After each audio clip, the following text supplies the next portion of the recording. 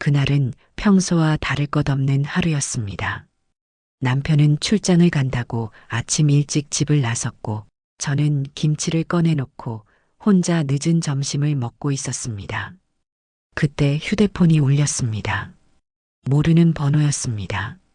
스팸인가 싶어 넘기려다가 왠지 모르게 손이 먼저 화면을 눌렀습니다. 여보세요? 잠시 침묵이 흐른 후 낯선 여자의 목소리가 조심스럽게 흘러나왔습니다. 죄송해요. 혹시 박상진 씨 아내분 되시죠? 그 이름은 제 남편이었습니다. 저는 순간 말을 잃었습니다. 왜 그러시죠? 저 아드님 사진을 보고요. 자꾸 죄책감이 들어서요. 이제는 그만해야겠다고 생각은 했는데 그 여자의 말은 점점 더 어지러웠습니다. 저 그분이랑 3년 됐어요. 뭐라고요? 죄송해요. 이런 식으로 연락드리면 안 되는 거 아는데. 근데 그분이 절대 아내분은 모를 거라고 했거든요. 근데 저는 더 못하겠어요. 그 순간 귀에서 이명이 울리는 것 같았습니다. 전기밥솥이 찌르르 울리는 소리, 벽시계가 똑딱거리는 소리, 그 모든 게 동시에 멈춘 것처럼 느껴졌습니다. 전화 끊겠습니다. 제가 그렇게 말하고 전화를 끊었는지 그녀가 먼저 끊었는지도 정확히 기억나지 않습니다. 그날 이후 제 안의 시간이 조용히 무너져 내렸습니다.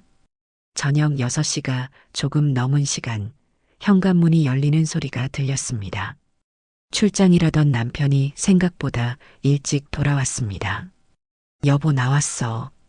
생각보다 일이 금방 끝났어.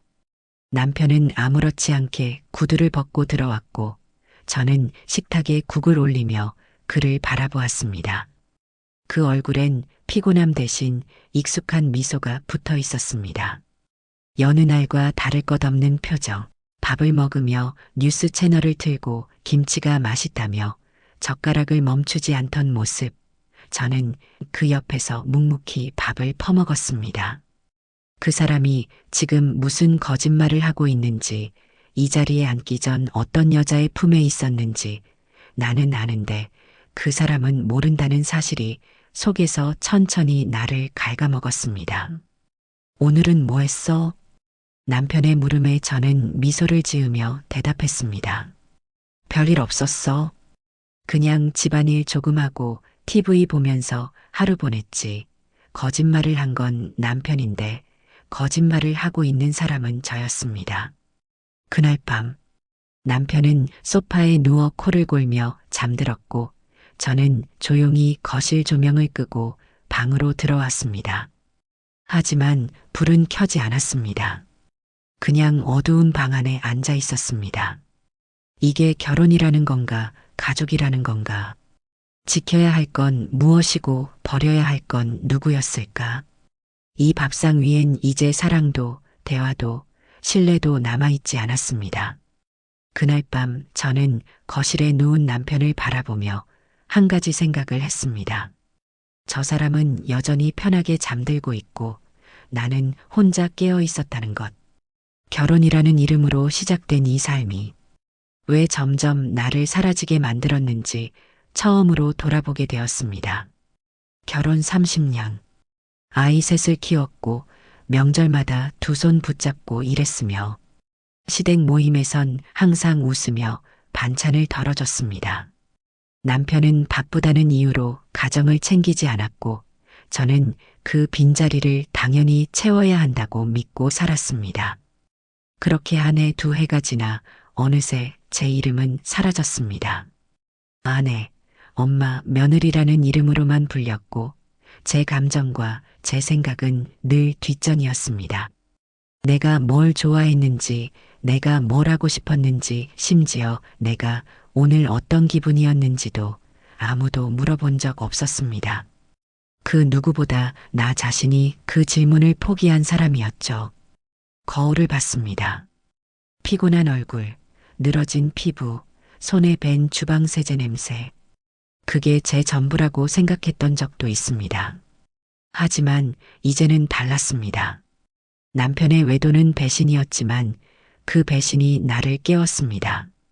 나는 이제 더 이상 누군가의 그림자처럼 살고 싶지 않았습니다.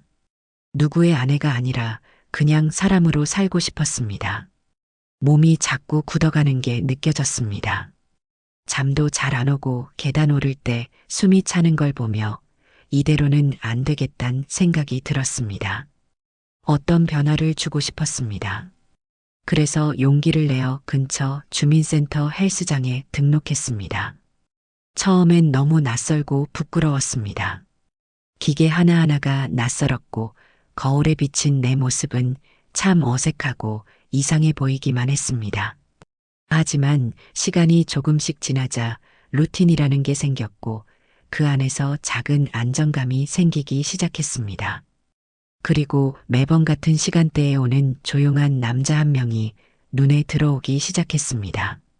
항상 혼자 왔고 무리하지 않는 선에서 운동을 하고 샤워도 하지 않고 조용히 사라지는 사람이었습니다. 그 사람은 어느 날 스트레칭 하던 제 옆으로 다가와 말을 걸었습니다. 허리 괜찮으세요? 저는 순간 당황했습니다. 네. 아, 네. 조금 뻐근하긴 해요. 자세가 살짝 틀어지셨어요. 괜찮으시면 이 동작 먼저 하시고 기구 쓰시는 게 좋아요. 그 말은 친절했지만 부담스럽지 않았고 설명도 간단하게 짧았고 바로 자리를 피해주는 배려가 느껴졌습니다.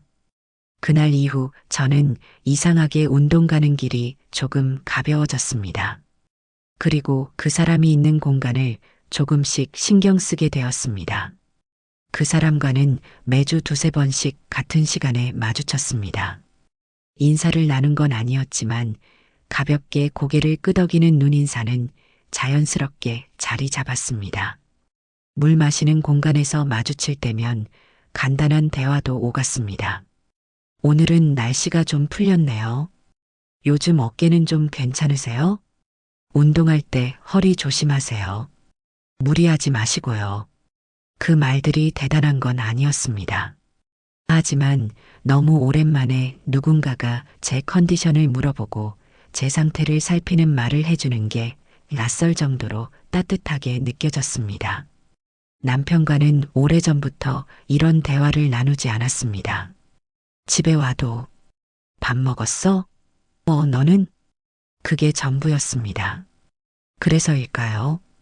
이 짧은 인사와 눈빛에서 저는 오래된 감정을 하나씩 꺼내게 되었습니다.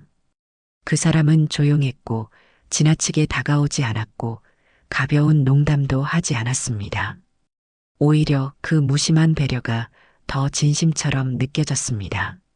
어느 날 그 사람은 제가 물병을 떨어뜨리자 조용히 주워주며 이렇게 말했습니다. 저도 혼자 운동 시작할 때 물병 2번은 깨뜨렸어요. 그 말에 저는 피식 웃고 말았습니다. 그 짧은 웃음조차 정말 오랜만에 나오는 소리 같았습니다. 그날은 금요일이었습니다.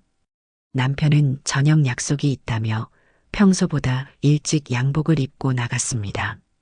저는 식탁에 혼자 앉아 늦은 저녁을 먹고 있었고 남편이 벗어놓은 정장 자켓을 옷걸이에 걸어주려다 안주머니에 휴대폰이 들어있는 걸 발견했습니다. 습관적으로 화면을 켰고 잠금이 걸려있지 않았습니다. 그 순간 한 통의 메시지가 눈에 들어왔습니다. 오늘도 설레요. 오빠, 빨리 보고 싶어요. 그 아래에는 하트 이모티콘과 함께 여성의 이름이 저장돼 있었습니다. 숨이 턱 막혔습니다. 그 여자가 아니었습니다. 새로운 여자였습니다. 저는 그 자리에서 휴대폰을 천천히 내려놓았습니다. 울지도 않았고 화를 내지도 않았습니다. 그냥 깊은 숨이 나왔습니다. 그 순간 느꼈습니다. 이 결혼은 끝나지 않았지만 내 마음은 이미 끝나 있었다는 걸요. 배신은 한 번이면 충분했지만 그 사람은 2번도, 3번도 아무렇지 않게 반복할 수 있는 사람이었습니다. 그리고 저는 그때 처음으로 한 가지 생각을 했습니다. 이 사람의 인생엔 내가 없어도 되지만 내 인생엔 이제 나 자신이 꼭 있어야 한다는 거요. 그날 운동을 마치고 나오는 길, 그 사람이 평소보다 조금 늦게 나왔습니다. 저는 괜히 운동기구 닦는 시간을 늘리며 그를 기다리고 있었고, 그는 출입문 앞에서 물을 마시며 저를 기다리고 있었습니다. 오늘은 운동 오래 하시네요. 기분이 좀 그래서요. 몸을 더 혹사시키고 싶었나 봐요. 그는 잠시 저를 바라보다가 조심스럽게 말을 건넸습니다. 혹시 시간 괜찮으시면 근처에 커피 한 잔 하실래요? 그 말에 저는 잠시 멈칫했지만 이상하게도 두렵지는 않았습니다. 네, 좋아요. 우리는 헬스장 맞은편에 있는 작은 카페로 향했습니다. 따뜻한 아메리카노와 라떼 한 잔이 테이블 위에 놓이고 창가 자리에 마주 앉은 우리는 서로의 얼굴을 처음으로 똑바로 바라봤습니다. 그는 말을 많이 하지 않았습니다. 하지만 눈빛이 진심을 담고 있었습니다. 제가 말을 꺼내기도 전에 그가 먼저 이야기했습니다. 사실 저 이혼한 지 꽤 됐어요. 딸 하나 있는데 지금은 혼자서 잘 지냅니다. 사람한테 기대면 안 된다고 생각하면서도 혼자 있는 시간이 길어지니까 이상하게 말 한마디가 더 크게 느껴지더라고요. 저는 말없이 고개를 끄덕였습니다. 그리고 조심스럽게 제 이야기를 꺼냈습니다. 남편의 외도, 그 전화를 받았던 날, 그리고 지금까지의 상처와 침묵. 처음에는 말이 잘 나오지 않았지만 그의 조용한 눈빛이 내 속에 숨어있던 말을 꺼내게 했습니다. 그날 우리는 커피보다 따뜻한 대화를 나눴고 그 사람은 끝까지 내 말을 끊지 않고 들어주었습니다. 그날 이후 우리는 일주일에 한두 번 헬스장에서 마주치고 운동을 마친 뒤 잠깐 카페에 들러 커피를 마셨습니다. 그는 서두르지 않았고 저는 조심스러웠습니다. 하지만 대화는 점점 더 자연스러워졌고 가볍게 건넨 인사 한마디가 하루 중 가장 따뜻한 순간이 되었습니다. 어느 날 우리는 동네 공원 벤치에 나란히 앉아 있었습니다. 햇볕이 따뜻했고 바람은 부드러웠습니다. 그가 말했습니다. 처음엔 그냥 좋은 사람이구나 했어요. 근데 어느 순간부터 오늘 운동 가는 게 기다려지더라고요. 저는 그 말을 듣고 조금 멍해졌습니다. 그는 이어서 자신의 이야기를 들려주었습니다. 이혼 후 한동안은 사람을 피했고 혼자 지내는 게 편하다고 생각했지만 생각보다 외로움은 더 깊고 무겁다고 말했습니다. 딸은 결혼해서 다른 도시로 떠났고 이제는 혼자 밥 먹는 시간이 가장 싫다고 했습니다. 그의 이야기를 듣고 나니 나도 모르게 가슴속에서 무언가가 꿈틀거렸습니다.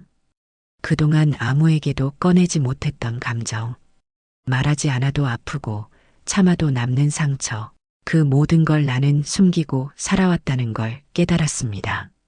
나도 그랬어요. 처음엔 그냥 말 걸어주는 게 고마웠어요. 근데 그게 자꾸 생각나더라고요. 그리고 이젠 그냥 혼자 있는 시간이 더 무섭게 느껴져요. 그는 제 손에 따뜻한 캔커피 하나를 쥐어주며 말했습니다. 혼자 계시지 않았으면 좋겠어요. 지금처럼만 그냥 천천히 함께해요. 그 말에 저는 처음으로 눈물이 났습니다. 울어도 괜찮은 시간. 누군가 앞에서 울어도 되는 존재가 오랜만에 생긴 것 같았습니다. 남편은 여전히 아무 일 없다는 듯 살고 있었습니다. 회사와 집을 오가고 주말이면 텔레비전 앞에 앉아 리모컨을 쥐며 하품을 했습니다. 저는 그런 그의 모습이 이제 낯설지도 않았습니다.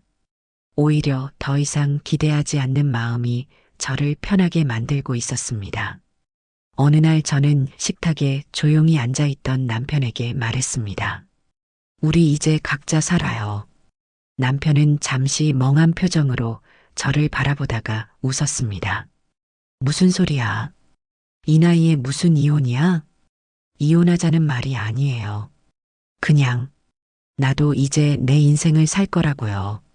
그게 무슨 말이야? 난 이제 당신이랑 밥 안 먹어도 되고 어디 가는지 묻지도 않을 거예요. 당신도 마찬가지예요. 서로 책임만 남은 부부처럼 사는 거 이제 그만하고 싶어요. 남편은 아무 말도 하지 않았습니다. 그 침묵이 오히려 저에게 대답이 되어 주었습니다. 그날 이후 우리는 같은 집에 살았지만 서로의 삶에 간섭하지 않았습니다. 저는 운동도 계속했고 그 사람과의 만남도 조심스럽지만 꾸준히 이어갔습니다. 한때는 이혼만이 해답인 줄 알았습니다. 하지만 이제는 알았습니다. 이혼하지 않아도 나는 내 삶을 되찾을 수 있다는 걸요. 그리고 그 선택은 남편에게서 벗어나는 것이 아니라 나 자신에게로 돌아가는 일이었습니다. 벚꽃이 피기 시작한 날, 그 사람은 저에게 도시락을 하나 건넸습니다. 오늘 날씨 좋으니까 공원에서 먹어요. 그 말에 저는 웃으며 고개를 끄덕였습니다. 우리는 함께 운동을 마친 뒤 작은 돗자리를 깔고 공원 한켠에 자리를 잡았습니다. 그가 직접 쌌다는 도시락에는 소박한 김밥과 삶은 달걀이 담겨 있었고 플라스틱 통 안에는 아직도 따뜻한 유부초밥이 들어 있었습니다. 요리 잘하시네요.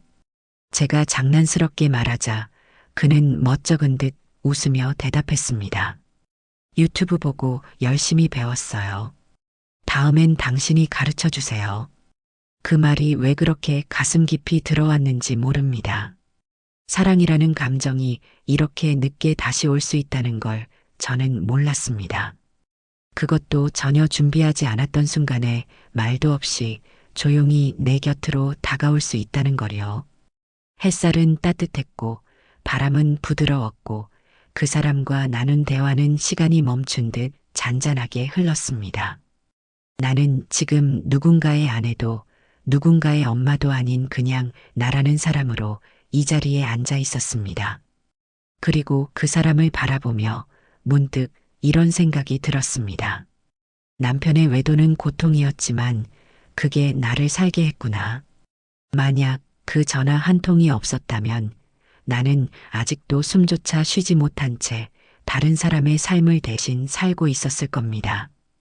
이제는 말할 수 있습니다. 그 외도 덕분에 나는 다시 사랑을 시작했고 그 사랑 덕분에 나는 다시 웃을 수 있게 되었습니다.